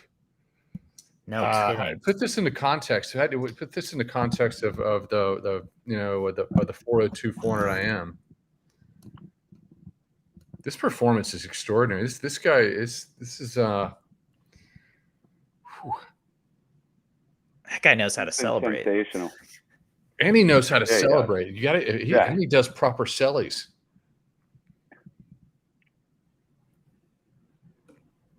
World record Man. line was at his knees at the 100-meter mark. Yeah, but that's happened before, and then people kind of die off because Zach Stubblety Cook's world record was, he really did it on the last 50. Well, it's not his world record anymore, and he didn't die off. And we So- thought he was a 100-meter breaststroker. No, 200-meter breaststroker. Well, he looks To your- like it. He's such a big boy. He does. So to your And- point, breaststrokers have been waiting for this for a long, long time. To where they've said forever people should be able to go 332s and go 205, 204. And this dude did it. Need to get this man some tattoos. Here's just when you think about it, 205 breaststroke, going 205, pushing water the whole time. Yeah. It's a great world record. Matt Fallon, 207.74, getting on the podium. Great swim. That is a great swim. And so that's kind of the thing is that the 207 got bronze, and then it was 2080, 2084, 2087, 2095, 210.4. So it's like these top few guys are way ahead of the pack. And but Ken Young 007, it's like that's not a super crazy, that's not like going out in under a minute. Like again, people have been talking about this kind of progression of like you should be able to go out like this. That's 3 seconds slower than his 100. But he was able to go out and then maintain 32.6, 32.1. JL, that is how we know he's a 200 guy at heart. No tattoos.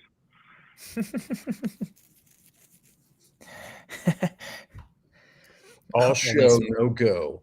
Only sprinters get tattoos. Yeah. All right. I can't get over that swim. That's a great swim. C2. Well, there it is. There, the comment. Of course, they're running drug tests. Yeah, they're running drug tests. Like crazy. Yeah, it's. I also like how the endurance by the members of the China team is questionable. Check out the endurance of Team Australia. Look how they're finishing races. It's they've got a pretty quick back half too, but nobody's questioning them, which I'm not either. But come on. John's saying he has to be the male swimmer of the meet. Yeah, I think we all came in here going Leon Marchand's going to be the male swimmer of the meet, but that's a good. That's a maybe we can have co-swimmers of the meet. Then everyone wins. They both won 3 golds with 1 world medal. Sorry, with 1 world record. World record. What's the metric to determine? Yeah, what's the but that's I'm right. sorry. Leon, Hey, whoa, hold on. Ken Young has 4 gold medals, mixed medley relay. It's true. swimmer of the meet. Swimmer of the meet. There it is. We always always forget that mixed medley relay. Well, he'll probably get another one. He might get another one on the medley relay. Because China looks stout in that. Is the mixed medley relay sort of like the summer league of the races? Is it like Yes. It is. It kind of feels that way, doesn't it? It doesn't feel totally copacetic. It does feel like. So for anybody who doesn't know, summer league, if you're outside the United States, summer league is a thing. We all grew up as children swimming summer league. It's awesome. And if you were a year-round swimmer, you showed up on Summer League and you were a rock star. You just crushed everybody, except if you were Mel Stewart and you were swimming breaststroke. Because my coach said I could swim Summer League, but I had to race breaststroke. And I lost often to Summer Leaguers because I can't swim breaststroke. Why did your coach have you swim breaststroke? Because they're like, if you want to swim Summer League, then challenge yourself and swim breaststroke because you're so bad at breaststroke. So I could swim. I could swim on the Summer League team. I could go to Summer League meets because I had to go to like 2 practices a week and miss my club practices. And they're like, yeah, you can do it if you race breaststroke. And I did, and I lost. My claim to Summer League fame was breaking one of David Wharton's 50 breaststroke records. Really? That's a big flex. David Wharton. It was. David Wharton. I was out in 1989. Went to Pan Pacific Championships with him. He broke the world record in Japan, 400 IM. So I mean, in high school too. My Summer League, Ricky Barons. Who else was there? Ricky Barons and somebody else was lived 7 houses down from me. Michael Chadwick. Yeah, it was like in one neighborhood, in one circle. It's a good neighborhood. At different times throughout the year, we had 3 separate Olympians. That's pretty cool. Michael Chadwick, not an Olympian, but 3 elite. Very elite.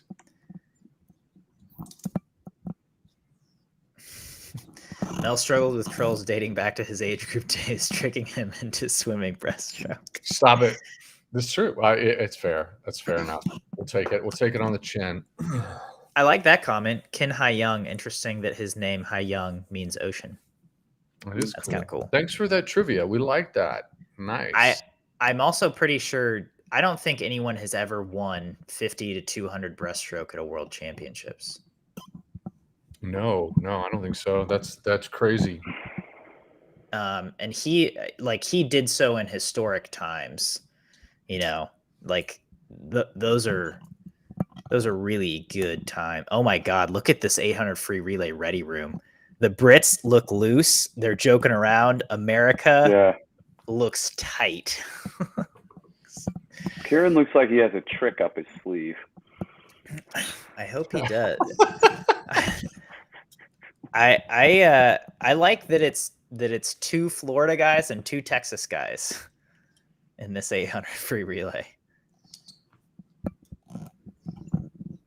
The Brits are gonna they're coming for bear after that DQ. Yeah, they cannot be happy. All right, I know they're not walking out yet. Still staying on the breaststroke topic. Yep. I feel like we went from Adam Peaty, who was so dominant. Now we have a new dominant breaststroker. This guy's hard to overcome. If you want to get on if he's standing between you and an Olympic gold medal in the 100 and 200 breaststroke, this guy's gonna be tough to beat. Mm-hmm. I think the one era has ended and this is the new era. It's happening now. Well, sure, but I don't think you can just hand over the crown to this guy. I mean, like we said, swimming's not linear. Adam Peaty was the man to beat because of his consistency for 5 years on the international stage. We don't know if this guy is going to do this again.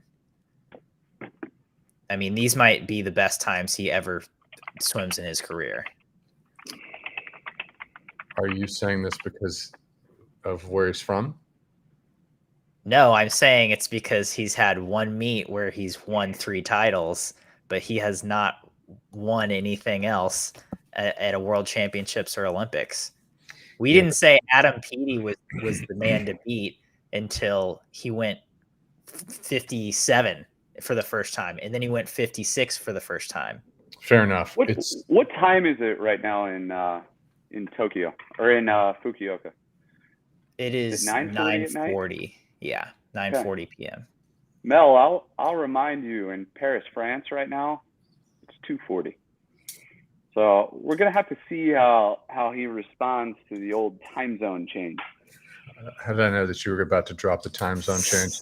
Well, I'm on the telecast right now on the Peacock. I'm looking at Rowdy Gaines and Dan Hicks, and I'm wondering where my buddy Michael Phelps is. Did Michael peace out Is he? Yeah, he's not there tonight. I think He's not sticking around for the tuner breaststroke. my guess is that Phelps is popped down to Fiji and he's on vacation for the next month. Why wouldn't he be? I figured he'd cut out early. Later, Luke Hobson, Carson Foster, Jake Mitchell. Yeah, this is. So I'll give you my horses in this race. Carson Foster's on my fantasy team. Okay. And Kyle Chalmers is on my fantasy team. So I want USA or Australia to win. And I want USA or Australia to get second. And I don't think that's going to happen. But, it could. I think they could both medal, and I would like that a lot.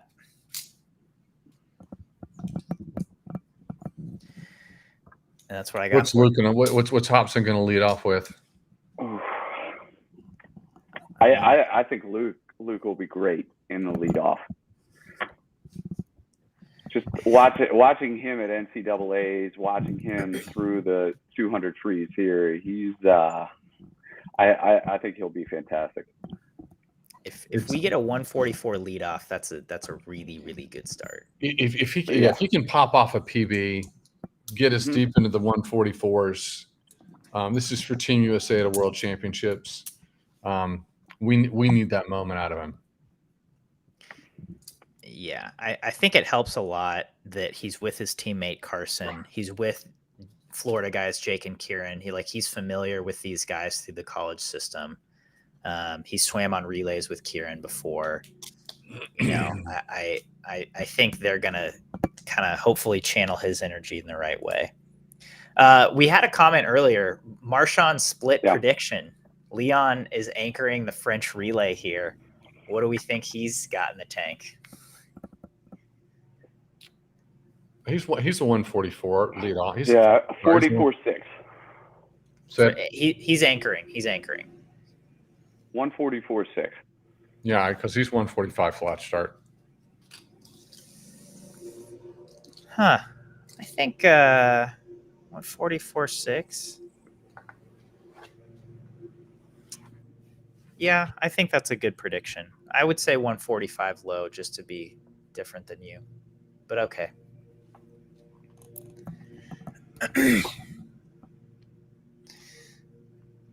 We've got Team USA marching out now. Mel, I think you might be a little bit ahead of me. And I'm behind everybody. I feel like I need to go shake my TV. Come on! Mel, can you hear your lawn getting mowed? Yeah, I'll turn this. I have. No, that's from me, I think, because it's right outside of my window. I don't hear it on your side, but yeah, I hear it, the ambient. We're obviously at my house. Tyler, can you hear lawn getting mowed? There's something very faint, but I can't Nice. hear it. Well, then we're good. All right, Luke Hobson. Let's see what you got, bud.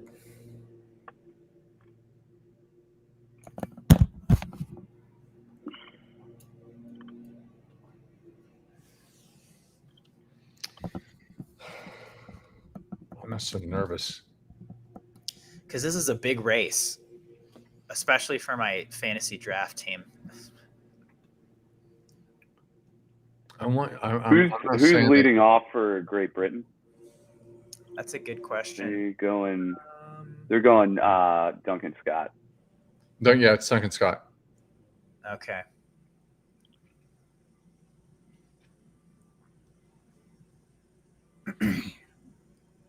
I swam this. I swam this at World Champs in the Olympic Games for Team USA, and I always went third.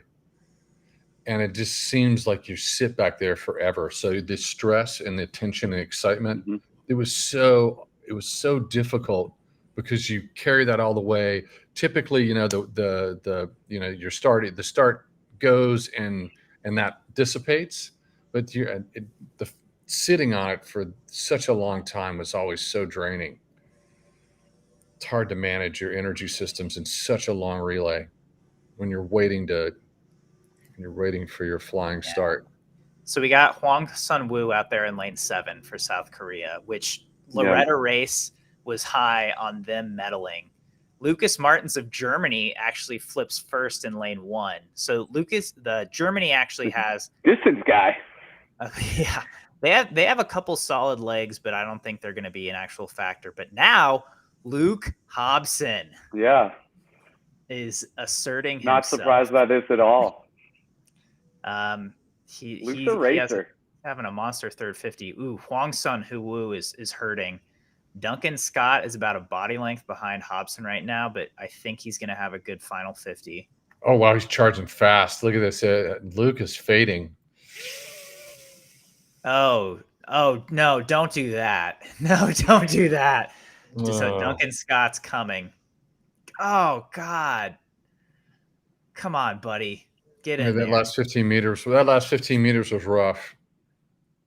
You know, I think his like 25 to 15 was worse than the 15 to the wall. He put his head down and he got a little tempo going.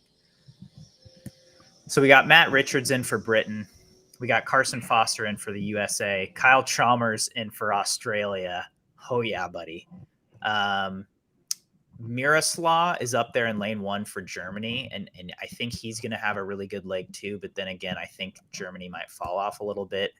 And then Kim Woo-min is in there for South Korea.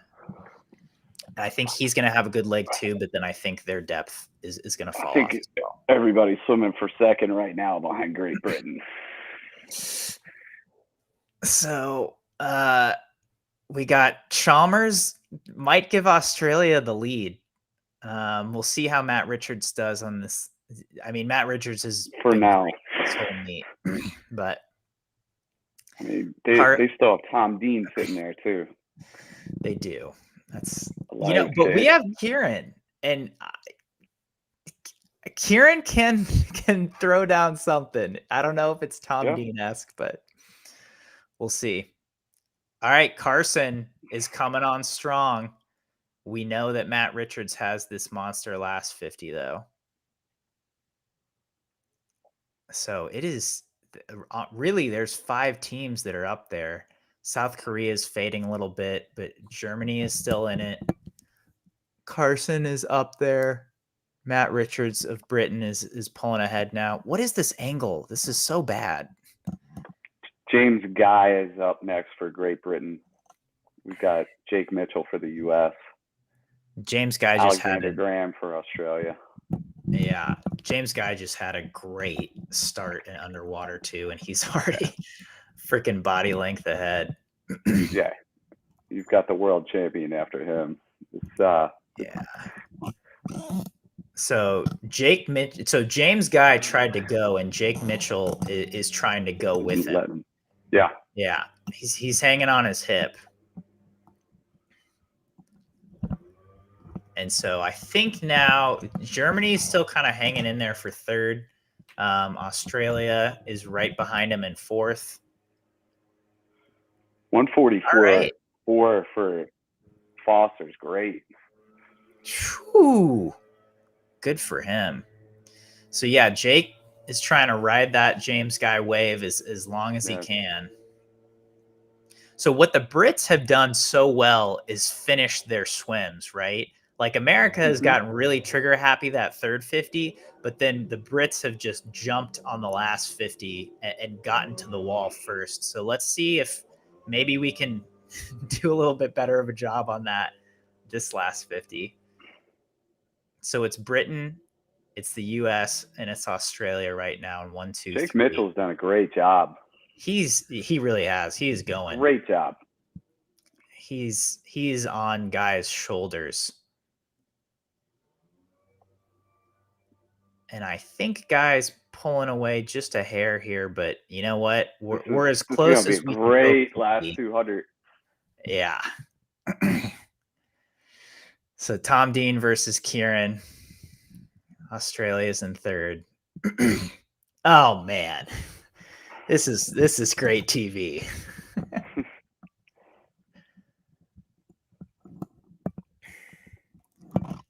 So Tom Dean, I think extends the lead just slightly on the first 50.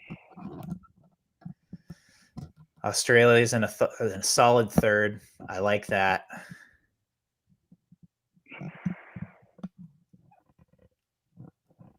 Kieran's riding Tom Dean's hip. Tom Dean is basically center lane, but he's slightly off positioned himself away from Kieran Smith so that there's as little wave riding as possible. I mean, I think if you're Tom Dean, you just have to make sure that you can go that final 50. I think Kieran has a big job. But Kieran's underwater off that 100 wall was awesome. Yeah. All right. Kieran's half a second behind. He had a great underwater on that wall. He's doing everything he can to get up to Dean. I don't think it's gonna happen. And yeah, Tom Dean's gone. He's gonna touch for first. Awesome effort by the U.S. men. Yeah, 6:59.0 for Britain. Australia touches in bronze. And Britain just missed that world record.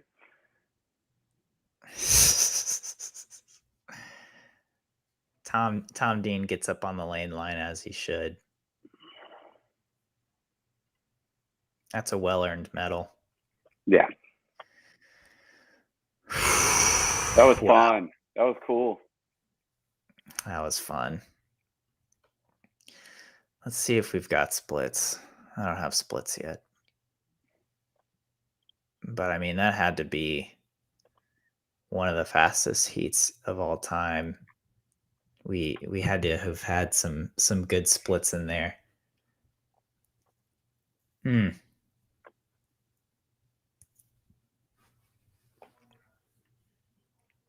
Wow. Great swim. John, Great swim, everyone. I'm sorry.